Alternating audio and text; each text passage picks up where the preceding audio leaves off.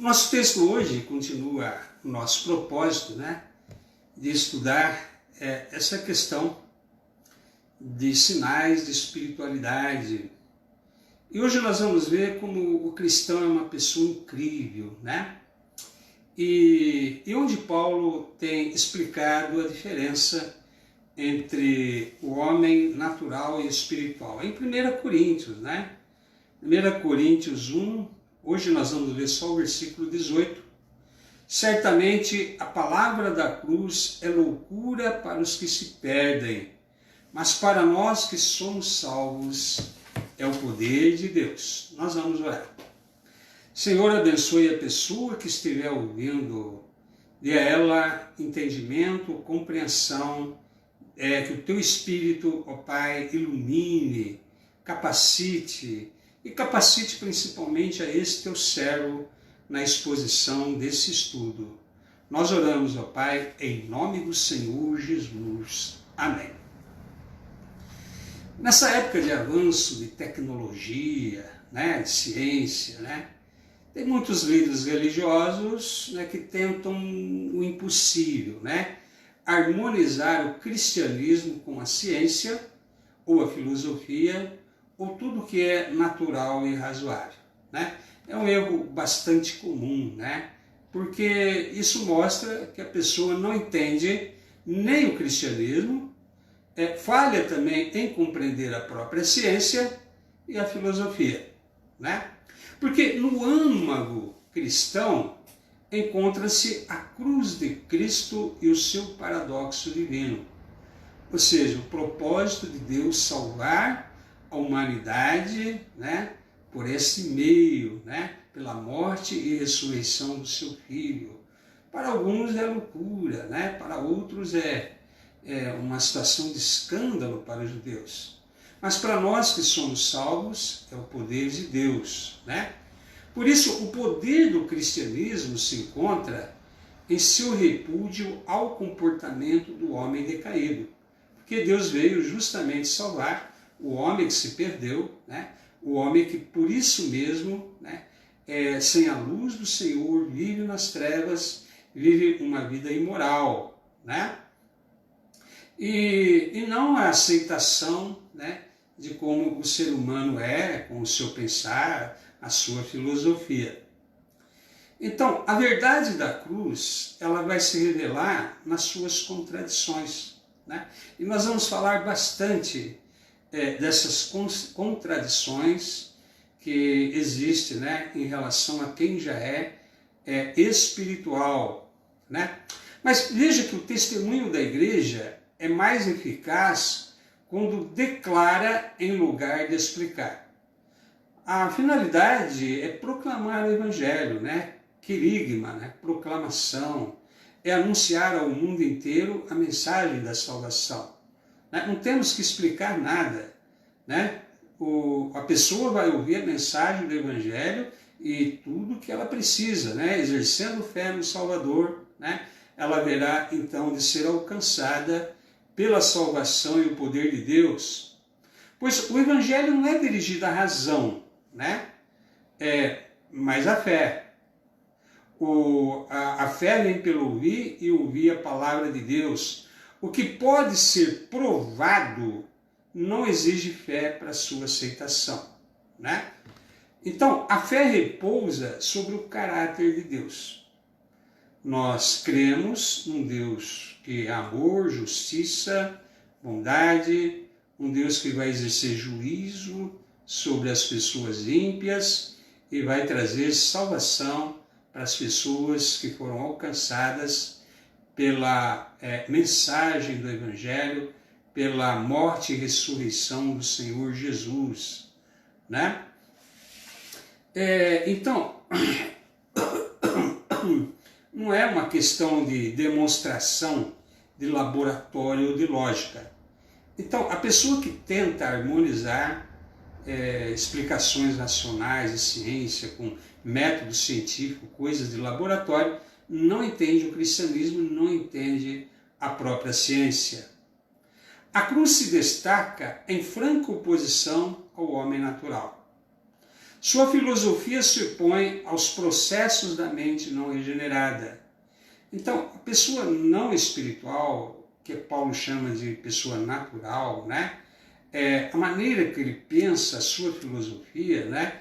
É a filosofia da pessoa não salva, não regenerada, ainda perdida, que não compreende a Deus, que ainda não tem o seu coração, a sua alma mudada. E foi com essa ideia em foco que Paulo afirmou que a cruz é loucura para as pessoas que perecem. E faz sentido, né? Eles não vão entender nunca o significado da cruz, porque ela tem um sentido espiritual. E se recebe a salvação pela fé. Então, a tentativa de encontrar um ponto comum entre a mensagem da cruz e o raciocínio do homem decaído é tentar o impossível, né? O homem sem Deus não vai entender a sabedoria de Deus, as coisas de Deus, né? A sabedoria de Deus em querer salvar o homem através da morte substitutiva vicária do seu Filho na cruz, confirmando essa morte sacrificial, ressuscitando Jesus dentre os mortos, né? E dando a ele assim vida eterna, fazendo com que a sua mensagem de salvação eterna fosse totalmente confirmada e por isso podemos crer nela. Se persistirmos, né, o resultado será uma lógica prejudicada. Pior, uma cruz sem significado, né? E um cristianismo despido de poder, né? Então, essa questão não é tanto intelectualizada, não é tanto de raciocínio humano, principalmente do raciocínio do homem que não conhece a Deus, o homem ainda não regenerado, o homem carnal, o homem natural, né? Jamais vai entender as coisas de Deus e por isso mesmo será um cristianismo sem poder, porque o poder de Deus resulta, né, exatamente do Evangelho, da aceitação do Evangelho, da mensagem da cruz, né? Paulo falou isso, né? Não me envergonho do Evangelho, porque o Evangelho é o poder de Deus para a salvação de todo aquele que crê. Mas vamos sair agora da teoria e observar simplesmente o verdadeiro discípulo, né? Vamos falar do homem espiritual enquanto ele pratica os ensinamentos de Cristo e de seus apóstolos. Vamos falar então daquilo que nos interessa do homem espiritual, esse cristão incrível, né? Sinais dessa espiritualidade. Mas você vai notar aqui contradições, e precisa ver essas contradições, porque o homem espiritual não se encaixa no perfil desse mundo, do homem natural, né? Por exemplo, o cristão acredita estar morto em Cristo, que ele morreu com Cristo, né? Mas ao mesmo tempo encontra-se mais vivo do que nunca, né? Morri com Cristo, mas recebi a vida espiritual de Jesus, nasci de novo, fui regenerado, né? Que interessante. Essa é uma linguagem que os sábios desse mundo jamais vão compreender, né? Morri para mim mesmo, morri para o meu eu, morri para esse mundo, porque recebi a vida, a verdadeira vida, a vida espiritual, a vida de Cristo, e eu vivo para Jesus, né? E além de me encontrar mais vivo do que nunca, né? O cristão espera viver para sempre, né? Então essa ideia de que ele morreu com Cristo na cruz e ressuscitou com Cristo, né? É uma imagem bastante forte, é um sinal, né, de vida espiritual naqueles que realmente são cristãos. Outra contradição aqui é que o cristão anda na terra, embora sentado no céu, né? É uma expressão do Paulo também, né? Ele diz que nós estamos assentados com Cristo nas regiões espirituais, sinal de autoridade, né? O Senhor nos deu autoridade no mundo espiritual, embora estejamos andando na terra, né? E apesar de ter nascido neste mundo, né, depois da sua conversão, ele descobre que este mundo não é o seu lugar. Não é assim que é o cristão verdadeiro? Não é assim que é um homem espiritual? Né? A minha pátria está no céu, né? Vivo nesse mundo, né? Desejo agradecer a Deus pela bênção da vida, né, da vida física, natural, mas principalmente da vida espiritual, mas sei que, né, os valores que agora, né, eu desfruto, que são valores relacionados com Deus que me chamou e me salvou, não se encaixam nos valores desse mundo. Então a pessoa não se identifica com esse mundo, né? A pessoa realmente não se acha pertencente a esse mundo. O exemplo do curiango, né? Que no ar é a essência da graça e formosura, mas no chão mostra-se desajeitado e feio, né? Quem conhece um curiango, né? Então, o cristão também se destaca nos lugares celestiais, mas não se entrosa muito bem na sociedade em que nasceu, né? É bastante bíblico isso, né? Aquele que ama esse mundo não pode amar a Deus, né? Porque os valores desse mundo são os valores do homem caído, do homem escravo espiritualmente, do homem escravo no seu pecado, do homem distante de Deus, né? Então, quem nasceu de novo pela fé em Cristo Jesus, né, ele não se entrosa muito bem nessa sociedade em que nasceu, né? Por isso que a igreja é uma bênção para nós, a família da fé é uma bênção para nós, porque também precisamos relacionarmos com pessoas que hoje também se identificam com aquilo que nós somos. Outra coisa, o cristão logo aprende que se quiser alcançar vitória como um filho do céu entre os homens da terra, não deve seguir os padrões adotados comumente pela humanidade, mas exatamente o sentido oposto. Então, mesmo para ter vitória, né, como um filho de Deus, um filho do céu, entre os homens, eu tenho que viver como um filho de Deus. Não posso viver como um filho dos homens. O cristão que quer realmente confirmar, né, o fato de que ele realmente se tornou uma pessoa de Deus, né, confirmar sim, né, na sua conduta, no seu viver, né, ele não age com a forma de pensar das pessoas que não são salvas. Né? O padrão dele é o padrão do céu, é o padrão dos filhos de Deus, né? Então, por isso mesmo, às vezes, ele não vai ser compreendido nesse mundo. O cristão não é compreendido nesse mundo, né? Justamente porque os seus valores são outros, a sua maneira de pensar é outra, e ele jamais vai usar o mesmo padrão mental, a mesma conduta, a mesma forma de ser e agir da pessoa não salva. Ele era assim antes de ser salvo em Cristo, agora mudou, né? Então, é interessante que Jesus disse, né? Para salvar-se corre perigo, perde a vida a fim de ganhá-la, e existe a possibilidade de perder se tentar conservá-la, né? Aquele que quer conservar a sua vida, perdê-la, como Jesus falou. Não se trata aqui de perder a salvação, mas de perder a sua existência aqui, né? De ser uma vida destruída aqui. A pessoa que não quer seguir a Jesus aqui, ou que rejeita o plano de Deus para a salvação, querendo assim salvar a sua vida aqui no mundo, né, vai perdê-la. Né? É nesse sentido que Jesus ensina. A ideia mesmo é o filho pródigo, né? Não quis viver na casa do pai, cheio daqueles regulamentos, né? Segundo ele, uma vida chata, né? Seguindo as leis ali, regulamentos. Quis viver a vida dele, quis conhecer o mundo e se perdeu, né? Essa é a expressão bíblica. Meu filho, né, estava perdido e foi encontrado, estava morto e ele viveu. Então, se o cristão sabe que se ele tentar evitar de perder a sua vida à luz do entendimento humano do que é viver aí fora, aí sim que ele vai perdê-la.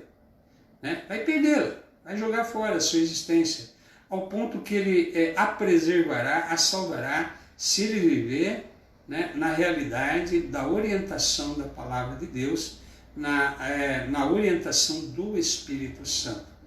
Então, essa é a lógica, e é uma contradição também, né? O que mostra o que é um homem espiritual e o que não é. O cristão é mais forte quando está mais fraco. Também linguagem do apóstolo Paulo, né? Ele aprendeu que o poder de Deus se aperfeiçoa na fraqueza. E ele se sente fraco quando aparentemente se sente forte, né? Porque ele vai basear-se essa suposta força na sua força pessoal, né? Então, quando ele pensa que pessoalmente está forte, então ele realmente ele é fraco, porque o que é o homem? O que é a força do homem? O que é a inteligência do homem? O que é a capacidade humana? Não é nada, né? Mas quando ele se sente à luz do entendimento humano, fraco, né? Uma pessoa frágil, é sinal de espiritualidade, porque ele vai aprender a buscar a força em Deus. E buscando a força em Deus, ele se torna forte. Veja, é sinal de um homem espiritual, né? E por isso que o cristão é essa pessoa incrível, né? Outra expressão, embora pobre, tem poder para tornar rico a outros. Também linguagem do apóstolo Paulo, né? Conheceis a graça do Senhor Jesus, que sendo rico, se fez pobre por amor de vós, para na sua pobreza enriquecer a muitos. O cristão, quando ele é rico para com Deus, e não muito rico, não muito cheio de posses nesse mundo, né? Ele tem uma riqueza para enriquecer outras pessoas. Com o conhecimento do Evangelho, com a sabedoria de Deus, né? Com a transmissão do Evangelho, com as suas orações, com a sua fé, ele enriquece as pessoas. Mas quando ele se enriquece nesse mundo, a sua capacidade de enriquecer aos outros, ela se esvai, né? Ou seja, é sinal que ele dedicou mais tempo em buscar tesouros na terra do que tesouros no céu. Por isso ele se tornou pobre para com Deus, embora rico nesse mundo. Veja que contradição interessante. Tudo isso foi ensinado também pelo Senhor Jesus, né? Buscai tesouros no céu, né? Sejais rico para com Deus. E por isso também pode enriquecer a muitos. Não foi isso que Pedro, quando curou o paralítico no templo, disse: não tenho prata nem ouro, mas o que tenho te dou, em nome de Jesus, levanta e anda. Ou seja, ele enriqueceu tremendamente a vida daquele paralítico, né? Mas nesse mundo ele não tinha nada, né? Então, quando é pobre, ele enriquece as pessoas. Quando é rico, é sinal de que ele é pobre para com Deus. Ele tem mais, na verdade, quanto mais dá. Não é assim o homem espiritual? Quanto mais dá, quanto mais se oferece, né? Quando ele mais tem. E tem menos quando possui mais. Às vezes a pessoa acha que é abastado, é rico, né? Jesus advertiu aquele homem que construiu celeiros, aumentou fazendas, né? A vida dele foi só trabalhar para granjear tesouros nesse mundo, né? Quando ele achou que podia desfrutar, foi dito a ele: você é louco, esta noite pedirão a sua alma, e aquilo que tens, para quem será? Né? Então, essa quarentena está nos ensinando, né, que posses, valores, isso aí é tudo vão, né? Quem é que pode desfrutar agora dessas posses e valores sendo obrigado a ficar em casa? Então, o cristão pode estar, e no geral está, no alto quanto mais humilde se sente, né? Costumo dizer que a lógica cristã é uma lógica inversa, né? Aqueles que se humilham serão exaltados, né? Aqueles que se exaltam serão humilhados. E assim também, né? Quanto mais humilde ele se sente, né, mais alto o Senhor o coloca, né? Sempre foi assim, né? Não uma falsa humildade, viu? Não aquelas pessoas que querem parecer humildes, porque Deus olha o coração, né? Deus olha o seu interior, né? Deus olha a verdadeira humildade. Então, quanto mais humilde, e humildade não é sinal de pobreza também não, viu? há muito pobre arrogante, né? Há muito pobre egoísta, cheio de si mesmo. A verdadeira humildade é fruto do Espírito, né? É sinal, sim, de espiritualidade, né? E quanto mais humilde na pessoa de Jesus ele se sente, né? Mais alto ele está, né? E tem menos pecado quanto mais se torna consciente do pecado. Pode ver que há pessoas que não se acham pecadoras, né? Se acham, não peco, não mato, não roubo, né? Não bebo, não fumo, né? E sou uma pessoa boa. Então, quando a pessoa se acha assim, né? Ela não tem a consciência do seu pecado, né? Ela não percebe o quão perdida está e quão pecadora é aos olhos de Deus. Mas quando ela tem consciência de que é pecadora e que foi a graça de Deus, a misericórdia que a salvou, né? Quanto mais consciência, é sinal de que o Espírito Santo age na vida dela, porque Jesus explicou isso, né? O Espírito Santo nos convencerá do pecado, da justiça e do juízo. Então, quanto mais consciente do seu pecado, mais a ação do Espírito Santo na vida dela. É mais sábio o homem cristão, espiritual, é mais sábio quando reconhece que nada sabe, né? E que tem pouco conhecimento quando adquire grande cultura. Deus é inesgotável, né? Eu acho estranho algumas pessoas acharem que tem um conhecimento profundo de Deus, né? Na verdade, isso é carnal, viu? Isso é coisa do homem, né?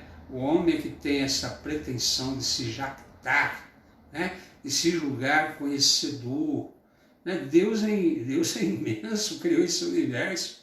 Nós somos aí um pouquinho de barro aí, né? Quem sabe aí uma poeirinha de nada nesse universo. E o homem querer achar que conhece com profundidade a Deus, né? Então, quanto mais ele acha que adquiriu conhecimento, grande cultura, e aí pode incluir aí a cultura humana também, né? Na verdade, ele só conhece a cultura humana. É uma visão reducionista da realidade. A realidade não se resume às coisas materiais, a esse mundo que nós vemos, né? Há uma realidade espiritual, há um Deus que é espiritual e criou tudo isso, e o verdadeiro conhecimento é o conhecimento de Deus, né? Então, por isso mesmo, quanto mais a gente aprende de Deus, mais a gente percebe que quase não sabemos nada. Assim é o homem espiritual, né? Ele vai ter mais sede de saber, mais necessidade de conhecer. O homem espiritual, ele consegue alegrar-se nas dificuldades, né? E mantém animado o coração mesmo na tristeza, né? Então, isso é uma capacidade espiritual, né? Conseguir se alegrar nas dificuldades. A oração de Abacuque, né? O curral não há gado, as ovelhas foram arrebatadas do aprisco, os campos não produzem mantimento, né? Todavia, ele diz, eu me alegro no Senhor e exulto no Deus da minha salvação. Essa capacidade de se alegrar em meio, né, a uma situação de completa calamidade, né? Porque é uma calamidade, né? Isso é coisa do homem espiritual, do homem que conhece a Deus, do homem que tem o Espírito Santo. Neemias fala isso, né? A alegria do Senhor é a nossa força, né? Veja que a pessoa que não conhece a Deus não tem essa capacidade. E mesmo, né, manter-se o coração animado, mesmo na tristeza. Porque o Senhor não vai nos deixar na tristeza, abatido, né? Eu habito no céu, mas também habito com aquele que está contrito de espírito e abatido de espírito, para vivificar a alma dos abatidos. Então veja que o próprio Deus vai, através do seu Espírito, reanimar a pessoa que lhe pertence, né? O seu filho espiritual, a pessoa que foi salva por Jesus, né? Aquele que é a menina dos seus olhos, o alvo do seu cuidado, né? Então, está abatido, o Senhor vai te animar, né? O Senhor vai habitar junto à pessoa que está abatida e contrita de espírito. Então, não tem como, né, o homem espiritual ele permanecer no abatimento. Às vezes cai em tristeza, né? O grande profeta Elias passou por isso, né? Depois de uma espetacular vitória espiritual contra os profetas de Baal, depois de fazer não chover e depois chover, caiu fogo do céu e consumiu a ovelhinha lá, né? Então, por causa da ameaça de morte, ele se entristeceu, né? Entrou quase em depressão e foi se esconder. Mas o Senhor foi buscá-lo lá. Elias, o que você está fazendo aqui? Então, o homem espiritual, a pessoa que é de Deus, ele sabe que Deus não vai deixá-lo abatido, não vai deixá-lo na tristeza. Tem uma palavra de ânimo para essa pessoa, né?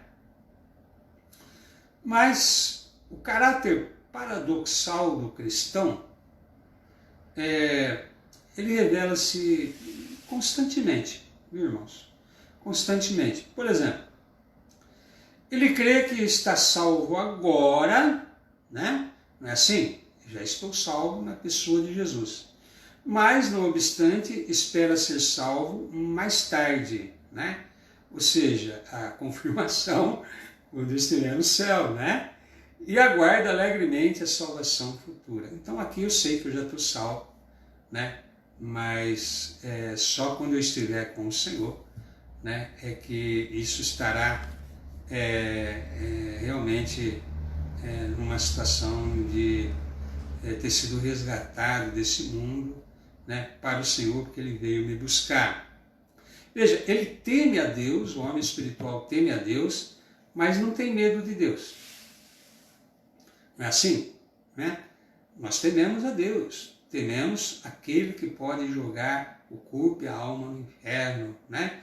Tememos aquele que vem julgar a terra, tememos aquele que não inocenta o culpado, tememos aquele que vai julgar esse mundo, tememos a ira do Deus Todo-Poderoso, mas não temos medo dele, né? Sente-se dominado por Deus e perdido na presença de Deus, todavia não há lugar em que tanto deseja estar como na presença de Deus, né? Não é assim? Não há lugar que o cristão mais deseja estar do que na presença de Deus. Olha que interessante, não é assim que acontece? Esse é o homem espiritual, né? Ele não teme mais o julgamento de Deus, né? Mas há um temor para com Deus. E esse temor para com Deus é o princípio da sabedoria.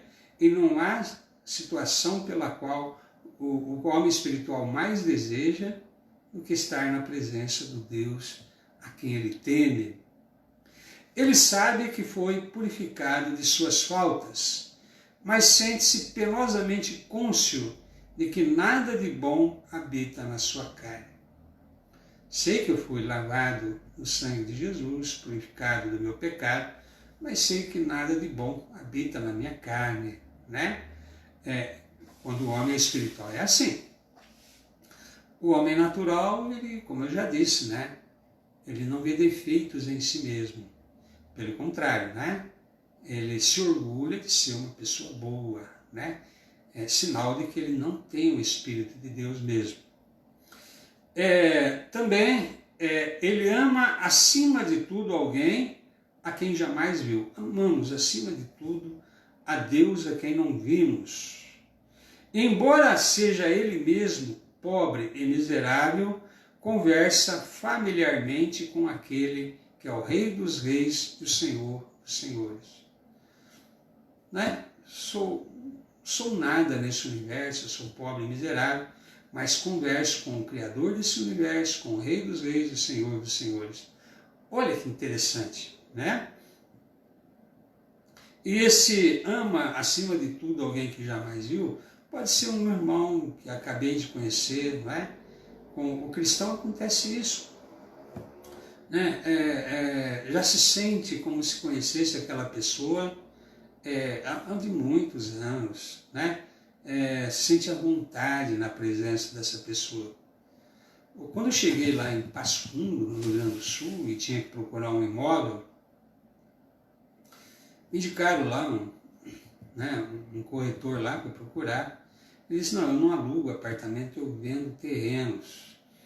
E quando eu disse que era pastor, ele caiu no choro, né? Ficou contando a vida dele, e ali se sentiu à vontade, está na hora do almoço, me levou para a casa dele, acabou de me vir lá, de me ver ali, né? E almoçamos juntos e conversamos, me deu um abraço. Quer dizer, é assim, né? Quando nos identificamos como os filhos de Deus, essa situação de nos sentirmos à vontade com alguém que nunca vimos antes, é uma coisa que é estranho para as pessoas, né? Que não tem o Espírito de Deus, porque é uma pessoa comum, né? Também sente que de si mesmo é menos que nada. Entretanto, crê firmemente ser a menina dos olhos de Deus, e que por sua causa o Filho Eterno se fez carne e morreu na cruz vergonhosa. Né? Essa certeza só quando realmente a salvação foi realmente plenamente realizada, né? Na nossa vida. Porque a gente sabe que é menos do que nada. Mas a partir do momento que a salvação foi realmente algo que se concretizou em nós, né? Como ação do Espírito Santo, ação do próprio Deus, né? Então nós sabemos que passamos a ser a menina dos olhos de Deus. Nós que sabemos que não somos nada, né? E que aprendemos que o próprio Filho veio morrer em nosso lugar, né? Aqueles a quem Deus amou de antemão, né? Quer dizer, não sou nada, mas, nossa, o Pai entregou o próprio Filho por amor de mim, né? Passei a ser algo das considerações de Deus. Eu que não sou nada, né? Que coisa maravilhosa, fantástica, Deus transformar alguém que não é nada em alguém tão especial, um filho adotivo, né? Herdeiro com o filho legítimo. O cristão é um cidadão do céu, né? Você sabe disso. Mostrando-se leal a essa cidadania sagrada. Ele pode, porém, amar seu país, neste mundo com tal intensidade de devoção comparável àquela que levou John Knox ao Orax. John Knox foi o pai do presbiterianismo na Escócia, né? E ele fez uma oração, diz, ó Deus, dá-me a Escócia ou morrerei. Então, amar tão imensamente a sua nação, né? O seu país, né? Que não há contradição, né? Porque deseja tão bem a sua nação e seu país que quer ver a sua nação e seu país convertida totalmente ao Senhor, né? Quer dizer, então é cidadão do céu, mas quer ver todos aqueles que são da sua nação, irmãos e concidadãos do céu, tanto quanto ele, né? Quer a pátria abençoada por Deus, quer que Deus seja o Deus da nação, né? E desejamos isso no nosso país também, né? Bendita a nação cujo Deus é o Senhor. Ainda estamos longe, né, de sermos uma nação do Senhor, embora haja uma grande porcentagem daqueles que servem a Deus aqui. Então, com entusiasmo, aguarda entrar naquele mundo brilhante lá de cima. Mas não tem pressa, né, de deixar esta terra e mostra-se perfeitamente disposto a esperar o chamado do seu Pai Celestial.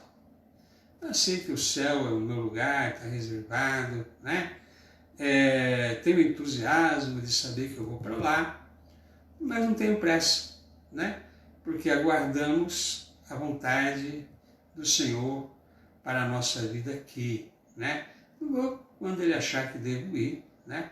Embora, como diz Paulo, né, estar com Cristo é imensamente maior, mas há o cuidado com a igreja, quer dizer, então o cristão verdadeiramente espiritual é assim, né? Está certo já a sua situação espiritual, deseja estar com Cristo, mas também não tem pressa nenhuma de ir.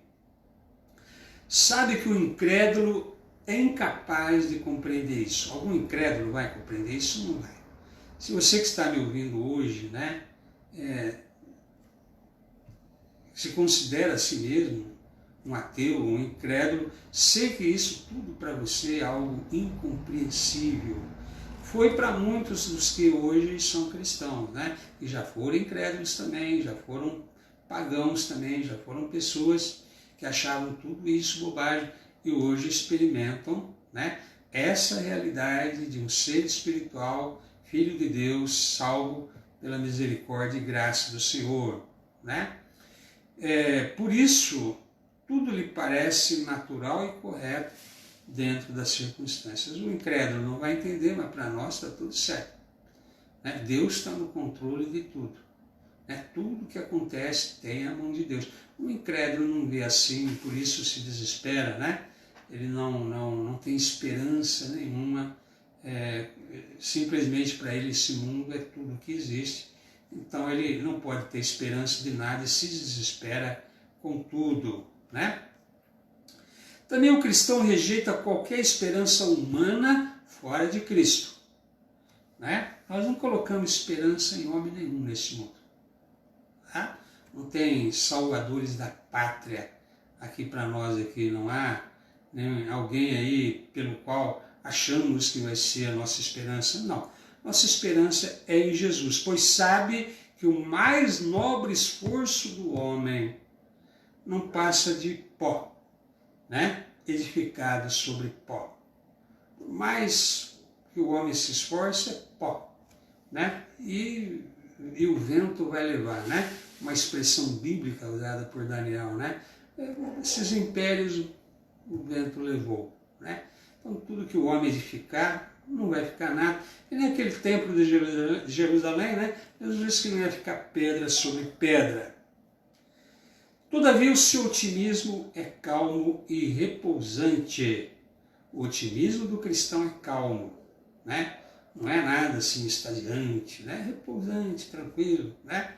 Se a cruz condena o mundo, a ressurreição de Cristo garante o triunfo final do bem em todo o universo.